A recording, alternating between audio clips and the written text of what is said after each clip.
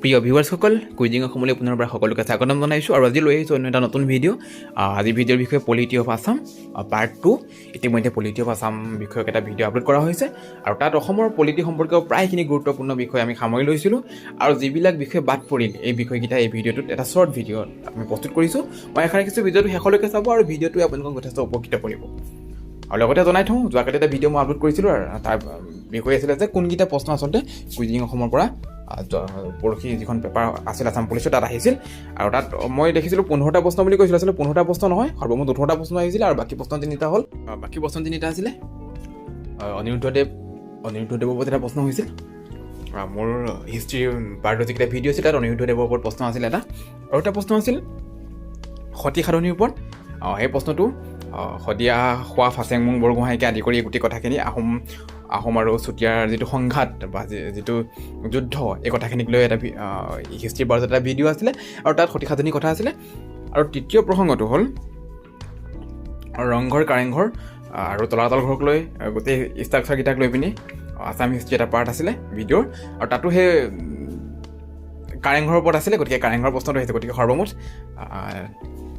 3টা অৰ্থাৎ 18টা প্ৰশ্ন আহিছে। গতিকে মই আশা ৰাখিছোঁ পৰৱৰ্তী পৰীক্ষাসমূহৰ কাৰণেও আপোনালোকে আমাৰ ভিডিঅ'সমূহ চাওক। তাত যথেষ্ট দৰকাৰী আৰু আহিবলগীয়া এক্সাম অৰিয়েণ্টেড এনালাইচিছ কৰি আমি কুৱেশ্যনবিলাক আগবঢ়াম। ফাৰ্ষ্ট কুৱেশ্যন, বিগত বৰ্ষত অসমত কিমান সংখ্যক বিধানসভা নিৰ্বাচন অনুষ্ঠিত হৈছিল? আৰু এক্সাম পইণ্ট অফ ভিউৰ পৰা অতি দৰকাৰী প্ৰশ্ন, যিহেতু এইটো পলিটিৰ এটা কুৱেশ্যন হয়, লগতে কাৰেণ্ট এফেয়াৰ্ছো হয় এইটো গোটেই বিষয়টো। 2021 বৰ্ষত অসমত বিধানসভা নিৰ্বাচন হৈ গৈছিলে, গতিকে এটা আহিবলগীয়া প্ৰশ্ন। আৰু ইয়াৰ উত্তৰ হৈছে 15 সংখ্যক আছিলে এই নিৰ্বাচনটো। এবাৰ কৈছোঁ দ্বিতীয় প্ৰশ্নলৈ, অসম বিধানসভাৰ বৰ্তমান উপাধ্যক্ষ কোন? আৰু ইয়াৰ উত্তৰ হ'ল ডক্টৰ নুমল মমিন। গতিকে এক্সাম পইণ্ট অফ ভিউৰ পৰা এইটো এটা দৰকাৰী প্ৰশ্ন। আৰু আপোনালোকে জানে অধ্যক্ষ বিশ্বজিৎ দৈমাৰী, গতিকে অধ্যক্ষ নাহি হয়তো উপাধ্যক্ষ আহিব পাৰে। আৰু যি সময়ত সদনত অধ্যক্ষ অনুপস্থিত থাকে এই সময়ত উপাধ্যক্ষই বিধানসভাৰ কাৰ্যক্ৰমণিকা আগবঢ়ায়। গতিকে এটা জানিবলগীয়া বিষয়। এইবাৰ আগবাঢ়িছোঁ পৰৱৰ্তী প্ৰশ্ন, কুৱেশ্যন নম্বৰ 3। অসম বিধানসভাত বৰ্তমান অনুসূচিত জাতি আৰু জনজাতিৰ বাবে কিমানখনকৈ আসন সংৰক্ষিত হৈ আছে? আৰু ইয়াৰ উত্তৰ হ'ল SCৰ কাৰণে 8খন আৰু STৰ কাৰণে 16টা সমষ্টি। টোটেল এটা SCৰ কাৰণে 8টা আৰু STৰ কাৰণে 16টা সমষ্টি সংৰক্ষিত হৈ আছে। আৰু SC যিকেইটা অনুসূচিত জাতি যিকেইটা সমষ্টি এইকেইটা হৈছে ৰাতাবাৰী, ধলাই, বকো, মঙলদৈ, জাগিৰোড, ৰহা, অভয়াপুৰী দক্ষিণ আৰু দেৰগাঁও। আৰু অনুসূচিত জনজাতি STৰ কাৰণে যিকেইটা বিধানসভাৰ সমষ্টি আছে এইকেইটা হৈছে হাফলং, বোকাজান, ডিফু, বৈঠালাংচু, কোকৰাঝাৰ পশ্চিম, কোকৰাঝাৰ পূব, চিডলি, বৰমা, চাপাগুৰি, ওদালগুৰি, মাজুলী, ঢকুৱাখানা, ধেমাজি, জোনাই, দোধনৈ আৰু হাওৰাঘাট। লগতে আপোনালোকে আৰু এটা কথা চাব, এক্সাম পইণ্ট অফ ভিউৰ পৰা হয়তো এনেকুৱা হ'ব পাৰে অসম বিধানসভাৰ প্ৰথম সমষ্টি মানে 1 নম্বৰ সমষ্টি কোনটো বুলি যদি সুধিব লগা হয়, চিৰিয়েলি 1 নম্বৰত আছে ৰাতাবাৰী হয়। আৰু একেবাৰে শেষৰ সমষ্টিটো হ'ল 126 সংখ্যক সমষ্টিটো হ'ল শদিয়া। ভিউৱাৰ্ছসকল, আপোনালোকলৈ এটা বিশেষ অনুৰোধ, যিসকলে এতিয়াও চেনেলটো ছাবস্ক্ৰাইব কৰা নাই তেওঁলোকে অনুগ্ৰহ কৰি চেনেলটো ছাবস্ক্ৰাইব কৰিব। আৰু লগতে পূৰ্বৰ ভিডিঅ'সমূহৰ লিংক ডেছক্ৰিপশ্যন বক্সত শ্বেয়াৰ কৰা আছে, আপোনালোকে চাব পাৰিব। আৰু লগতে আপোনালোকে আমাক ফেচবুক পেজ বিশ্বাস ব্লগত ফ'ল' কৰিব পাৰিব। আৰু লগতে আপোনালোকে যিকোনো বিষয়ৰ জিকে সম্পৰ্কীয় কোনবিলাক বিষয়ৰ ভিডিঅ' বিচাৰে এই কথাবিলাক জনাব পাৰিব। কুইজিং অসমৰ উদ্দেশ্য হ'ল আপোনালোকলৈ অতি দৰকাৰী অতি প্ৰয়োজনীয় বিষয়বস্তু যোগান ধৰা, সমল যোগান ধৰা, আৰু যাতে এই বিষয়বস্তুসমূহে আপোনালোকক ধাৰণা জনাব পাৰে কোনবিলাক বিষয়বস্তু পৰীক্ষাত আহিব পাৰে, লিখিত পৰীক্ষাত। আৰু মোৰ উদ্দেশ্যটোৱে হ'ল কনচেপ্ট মেপিং এটা কৰা, কোনবিলাক বিষয়বস্তুৱে পৰীক্ষাত ঠাই পাব, কিয় আহিব এই বস্তুবিলাক, কিয় আহে আচলতে। প্ৰশ্ন এটাটো এনেই নাহে, প্ৰশ্ন এটা অহা অন্তত বহুত লজিক থাকে, প্ৰশ্নটো কিয় আহিলে, কিয় স্থান পালে, সেই লজিকটো আপোনালোকক জনোৱা। আৰু তাৰ লগতে মই গতানুগতিকভাৱে প্ৰশ্ন 2-এটা আগবঢ়াই নিয়ম মাফিক ভিডিঅ' প্ৰস্তুত কৰিব বিচৰা নাই। মই সদায় বিচাৰি আছোঁ যে দৰকাৰী প্ৰশ্ন দিব লাগে, যিখিনি আপোনালোকক সহায় কৰিব, আপোনালোকৰ পৰিশ্ৰম লাঘৱ কৰিব আৰু আপোনালোকক পৰীক্ষাত সফল হোৱাত সহায় কৰিব। কিমান চনৰ পৰা অসম বিধানসভাৰ মুঠ আসনৰ সংখ্যা 126টালৈ নিৰ্ধাৰণ কৰা হৈছিলে? আৰু ইয়াৰ উত্তৰ হৈছে 1972 চন। 1972 চনৰ সেই সময়ত অসমৰ মুখ্যমন্ত্ৰী আছিলে শৰৎচন্দ্ৰ সিংহ। আৰু আপোনালোকে জানে 1972 চন এটা উল্লেখযোগ্য বৰ্ষ। সেইখিনি সময়তে দিছপুৰক নতুনকৈ ৰাজধানী ঘোষণা কৰা হৈছিলে, শ্বিলঙৰ পৰা ৰাজধানী অসমলৈ স্থানান্তৰ কৰা হৈছিলে। লগতে সেইবাৰে প্ৰথমখন বাজেট অধিৱেশন দিছপুৰত অনুষ্ঠিত হৈছিলে। গতিকে এক্সাম পইণ্ট অফ ভিউৰ পৰা অতি দৰকাৰী এটা প্ৰশ্ন। আৰু এটা মই পূৰ্ব এটা ভিতৰত এটা কৈছিলোঁ যে ইতিমধ্যে অসমত চাগে আৰু লোকসভা আৰু বিধানসভাৰ সমষ্টিৰ সংখ্যা বাঢ়িব পাৰে। তাৰ কাৰণে জাষ্টিছ ৰঞ্জনা প্ৰকাশ দেশাই এখন কমিটি আছে সমষ্টি পুনৰ নিৰ্ধাৰণ কৰিবৰ কাৰণে তেওঁলোকে চিন্তা চৰ্চা কৰি আছে। আৰু এই বিষয়ে মই আগৰ এটা পলিটি ভিডিঅ'ত ইতিমধ্যে কমিটি এণ্ড কমিশ্যনছ বুলি এটা ভিডিঅ'ত উল্লেখ কৰিছিলোঁ। গতিকে যিসকলে চোৱা নাই তেওঁ চাব পাৰিব। এবাৰ আগবাঢ়িছোঁ পৰৱৰ্তী প্ৰশ্ন, কুৱেশ্যন নম্বৰ 5। বৰ্তমান অসম বিধানসভাত মহিলা বিধায়কৰ সৰ্বমুঠ সংখ্যা কিমান? এক্সাম পইণ্ট অফ ভিউৰ পৰা মষ্ট ইম্পৰ্টেণ্ট এটা কুৱেশ্যন হয় এইটো। যিহেতু অসম বিধানসভাত 126খন আসন আছে, তাৰ ভিতৰত মহিলা বিধায়িকা বা মহিলা সংখ্যা কিমান হয়? আৰু ইয়াৰ উত্তৰ হৈছে 6গৰাকী। আৰু সেইসকল হ'ল অজন্তা নেওগ, ৰেণুকুমাৰ ৰাজখোৱা, নন্দিতা গাৰ্লুচা, নন্দিতা দাস, শিৱামণি বৰা, সুমন হৰিপ্ৰিয়া। সৰ্বমুঠ 6গৰাকী মহিলা বিধায়িকা আছে অসম বিধানসভাত। আৰু এইবাৰ নিৰ্বাচনত 15 সংখ্যক বিধানসভা নিৰ্বাচনত সৰ্বমুঠ 76গৰাকী 74গৰাকী মহিলা প্ৰাৰ্থীয়ে নিৰ্বাচনত অৱতীৰ্ণ হৈছিলে। আৰু তাৰ ভিতৰতে 5গৰাকী নিৰ্বাচিত হৈছিলে। গতিকে এক্সাম পইণ্ট অফ ভিউৰ পৰা অতি দৰকাৰী প্ৰশ্ন। 6গৰাকী বিধায়কৰ নামটো জানি থ'লে বেছি ভাল হয়। চাইড স্ক্ৰীণত দিয়া আছে, আপোনালোকে চাই ল'ব। এবাৰ কৈছোঁ পৰৱৰ্তী প্ৰশ্ন, কুৱেশ্যন নম্বৰ 6। অসম বিধানসভাৰ বিৰোধী দলৰ দলপতি হ'বলৈ কিমানজন বিধায়কৰ প্ৰয়োজন? এইটো এটা খুব দৰকাৰী প্ৰশ্ন। সদায় কুৱেশ্যনবিলাক এনেকুৱা পজিশ্যনৰ পৰা আহে যিবিলাক আচলতে আমি নাচাওঁ, মানে অলপ ছাইডৰ চুকোণৰ বস্তুবিলাক নাচাওঁ আচলতে, সেইবিলাকৰ পৰা সদায় প্ৰশ্ন বেছি আহে। গতিকে এইটো চাবলগীয়া এটা প্ৰশ্ন। যিহেতু 126খন আসন থাকে, তাৰ ভিতৰত কিমানজন বিধায়ক থাকিলে মানে বিৰোধী দলৰ মৰ্যাদা পাই বিৰোধী দলৰ দলপতি হ'ব পাৰে? আৰু ইয়াৰ উত্তৰ হৈছে 121জন। আৰু 126জনীয়া অসম বিধানসভাৰ মুঠ বিধায়কৰ 1/6 অৰ্থাৎ 21জন বিধায়ক থাকিব লাগিব। আৰু তেতিয়া তেওঁ বিৰোধী দলৰ দলপতি হ'ব পাৰিব। আৰু আপোনালোকে জানে বৰ্তমান বিৰোধী দলৰ দলপতি হ'ল।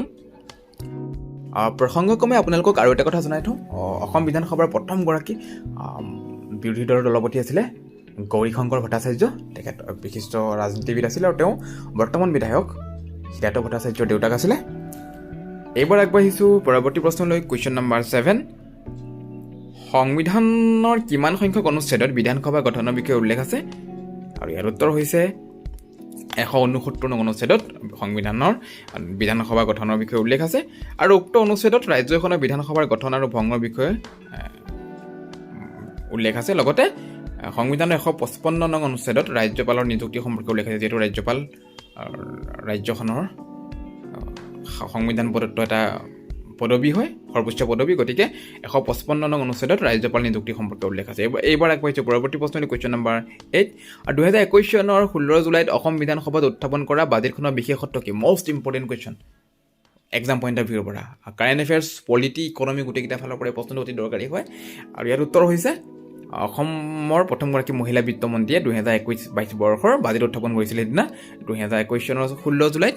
সেইটোৱে ছিগনিফিকেঞ্চ হয়। আৰু কোন আছিলে মহিলাগৰাকী বিত্তমন্ত্ৰীগৰাকী? মই পূৰ্বৰ ভিডিঅ'ত উল্লেখ কৰিছোঁ পলিটি অফ আছামত। তেওঁ আছিলে অজন্তা নেওগ, প্ৰথমগৰাকী মহিলা বিত্তমন্ত্ৰী। গতিকে আহিবলগীয়া এটা প্ৰশ্ন। Next question number 9। 2021 চনত গঠিত চৰকাৰৰ প্ৰথমখন কেবিনেট বৈঠক অসমৰ কোন জিলাত অনুষ্ঠিত হৈছিলে? 2021 চনৰ যিখন ডক্টৰ হিমন্ত বিশ্ব শৰ্মাৰ চৰকাৰ, এই চৰকাৰখনৰ প্ৰথমখন কেবিনেট বৈঠক অসমৰ কোনখন জিলাত অনুষ্ঠিত হৈছিলে? আৰু ইয়াৰ উত্তৰ হৈছে ধেমাজি জিলা। যোৱা 30 ছেপ্টেম্বৰ 2021 চনত এইখন চৰকাৰৰ প্ৰথমখন কেবিনেট বৈঠক ধেমাজিত অনুষ্ঠিত হৈছিলে। আৰু এইখিনিতে উল্লেখ কৰিব লাগিব 2016 চনত মুখ্যমন্ত্ৰী সৰ্বানন্দ সোণোৱাল মন্ত্ৰীসভাৰ প্ৰথমখন কেবিনেট বৈঠক গুৱাহাটী বাহিৰত অনুষ্ঠিত হৈছিল। আৰু সেইখন হৈছিলে মাজুলীত অনুষ্ঠিত হৈছিলে 2016 চনত। গতিকে এক্সাম পইণ্ট অফ ভিউৰ পৰা অতি দৰকাৰী। যিহেতু ইতিমধ্যে কেইবাখন ঠাই ডিফুকে আদি কৰি বঙাইগাঁও কেবিনেট বৈঠকবিলাক হৈছে। আপোনালোকে এটা লিষ্ট কৰি ল'ব ক'ত ক'ত কেবিনেট বৈঠকবিলাক হৈছে। কিন্তু এইখন চৰকাৰৰ প্ৰথম কেবিনেট বৈঠকখন ধেমাজিত অনুষ্ঠিত হৈছিলে। Question number 10। লোকসভাত অসমৰ আসন কেইখন আছে? লোকসভাত অসমৰ আসন কেইখন আছে? আৰু ইয়াৰ উত্তৰ হ'ল 14খন আসন আছিল লোকসভাত অসমৰ। আৰু সেইসমূহ হ'ল কৰিমগঞ্জ, শিলচৰ, স্বায়ত্তশাসিত জিলা। তাৰপিছত আছিলে ধুবুৰী, কোকৰাঝাৰ, বৰপেটা, গুৱাহাটী, মঙলদৈ, তেজপুৰ, যোৰহাট, ডিব্ৰুগড়, লখিমপুৰ। মুঠ 14টা সমষ্টি আছিলে। আৰু তাৰ ভিতৰত কৰিমগঞ্জ সমষ্টিটো অনুসূচিত জাতি অৰ্থাৎ SC কাৰণে সংৰক্ষিত। আৰু লোকসভাৰ 2টা সমষ্টি ST অৰ্থাৎ অনুসূচিত জনজাতিৰ কাৰণে সংৰক্ষিত, আৰু সেইকেইটা হৈছে স্বায়ত্তশাসিত জিলা পাবত্য, হাফলং, বৈঠালাংচুকীয়া আদি কৰি এই গোটেই জিলাকেইখনক লগাই যিটো সমষ্টি হৈছে, আৰু আনটো হৈছে কোকৰাঝাৰ। এই দুটা সমষ্টি ST অৰ্থাৎ অনুসূচিত জনজাতিৰ কাৰণে সংৰক্ষিত। আৰু লগতে বৰ্তমান লোকসভাত 543 জন সদস্য আছে সৰ্বমুঠ, আৰু 245 জন আছে ৰাজ্যসভাত, তাৰে 12 জন ভাৰতৰ ৰাষ্ট্ৰপতিয়ে মনোনীত কৰে। কুৱেশ্যন নম্বৰ 11, ৰাজ্যসভাত অসমৰ আসন কেইখন? আৰু ইয়াৰ উত্তৰ হৈছে 7খন। 7জন সদস্য আছে ৰাজ্যসভাত অসমৰ পৰা, আৰু লোকসভাত আছে 14 জন। আৰু ইতিমধ্যে হৈ যোৱা লিখিত পৰীক্ষাত অসমৰ লিখিত পৰীক্ষাত এটা প্ৰশ্ন আহিছিলে যে লোকসভাত অসমৰ কেইজন সদস্য আছে, আৰু তাৰ উত্তৰ আছিলে 14 জন। আগবাঢ়িছোঁ পৰৱৰ্তী প্ৰশ্ন, কুৱেশ্যন নম্বৰ 12, অসমত বিধান পৰিষদ আছেনে? আৰু ইয়াৰ উত্তৰ হৈছে অসমত বিধান পৰিষদ নাই, আৰু সংবিধানৰ 169 নং অনুচ্ছেদ মতে ৰাজ্যসমূহৰ বিধান পৰিষদ গঠন কৰিব পাৰি, যাক দ্য ষ্টেট লেজিছলেটিভ কাউন্সিল বুলি কোৱা হয়। আৰু 2022 চনলৈকে ভাৰতবৰ্ষৰ 28খন ৰাজ্যৰ ভিতৰত মাত্ৰ 6খন ৰাজ্যিক বিধান পৰিষদ আছে, আৰু এইসমূহ হৈছে অন্ধ্ৰপ্ৰদেশ, কৰ্ণাটক, তেলেংগানা, মহাৰাষ্ট্ৰ, বিহাৰ আৰু উত্তৰ প্ৰদেশ। আগবাঢ়িছোঁ পৰৱৰ্তী প্ৰশ্ন, কুৱেশ্যন নম্বৰ 13, অসমৰ কোনগৰাকী ব্যক্তিক 2020 চনত ভাৰতৰ ৰাষ্ট্ৰপতিয়ে ৰাজ্যসভালৈ মনোনীত কৰিছিল? আৰু ইয়াৰ উত্তৰ হৈছে ৰঞ্জন গগৈ। তেওঁক 19 মাৰ্চ 2020 চনত ৰাষ্ট্ৰপতিয়ে ৰাজ্যসভালৈ মনোনীত কৰিছিলে। আৰু এক্সাম পইণ্ট অফ ভিউৰ পৰা এইটো অতি দৰকাৰী প্ৰশ্ন, যিহেতু তেওঁ কেইবাটাও জাজমেণ্টৰ লগত জড়িত হৈ আছে। লগতে বিগত বৰ্ষত তেওঁৰ যিখন আত্মজীৱনীখন প্ৰকাশ হৈছিলে, আৰু আত্মজীৱনীখনৰ নাম আছিলে জাষ্টিছ ফৰ দ্য জাজ। গতিকে এক্সাম পইণ্ট অফ ভিউৰ পৰা মষ্ট ইম্পৰ্টেণ্ট এটা কুৱেশ্যন হয়। হয়তো গ্ৰন্থখনৰ নাম আহিব পাৰে, গ্ৰন্থকাৰ কোন বা এখন কাৰ আত্মজীৱনী, এনেকুৱা এটা প্ৰশ্ন হ'ব পাৰে। আৰু এইখিনিতে জনাই থওঁ, ৰঞ্জন গগৈ অসমৰ 9মগৰাকী মুখ্যমন্ত্ৰী কেশৱ চন্দ্ৰ গগৈৰ সন্তান আছিলে। গতিকে এক্সাম পইণ্ট অফ ভিউৰ পৰা এটা দৰকাৰী প্ৰশ্ন। আৰু ইয়াৰ পূৰ্বেও ভাৰতৰ ৰাষ্ট্ৰপতিয়ে অসমৰ 2গৰাকী ব্যক্তিক ৰাজ্যসভালৈ মনোনীত কৰিছিলে, আৰু তাৰ প্ৰথমগৰাকী আছিলে ছৈয়দা আনুৰা টাইমুৰ। তেওঁ অসমৰ প্ৰথমগৰাকী মহিলা মুখ্যমন্ত্ৰী, আৰু দ্বিতীয়গৰাকী ব্যক্তি আছিলে মৃণাল মিৰি, অসমৰ বিশিষ্ট শিক্ষাবিদ ইন্দিৰা মিৰি, আৰু অসমৰ বিশিষ্ট প্ৰকৃতিবিদ মহিচন্দ্ৰ মিৰিৰ সুযোগ্য সন্তান।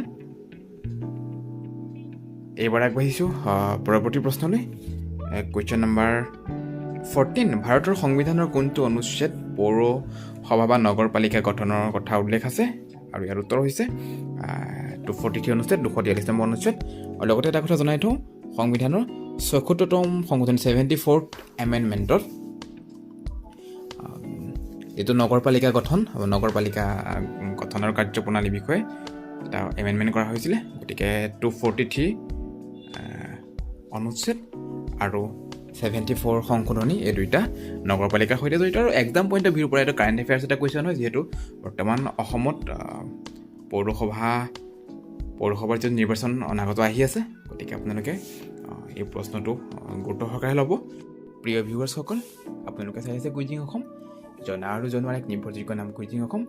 আজিৰ ভিডিঅ'টোৰ বিষয়বস্তু কেনে পালে জনাবলৈ নাপাহৰিব।